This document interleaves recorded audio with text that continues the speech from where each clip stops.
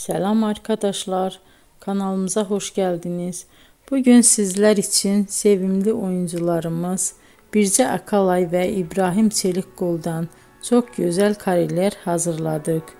İbrahim Çelikkol, Kör Düğüm, İffet, Siyah Beyaz Aşk, Merhamet ve birçok dizide rol almış ve herkesin beğenisini kazanmıştı. Biz de sizler için onların en romantik videolarını derleyip topladık. Arkadaşlar, kanalıma abone olup yorum yazmanızı, videonu sona kadar izleseniz çok sevinirim. Herkese teşekkür ederim. Bizden bu kadar arkadaşlar.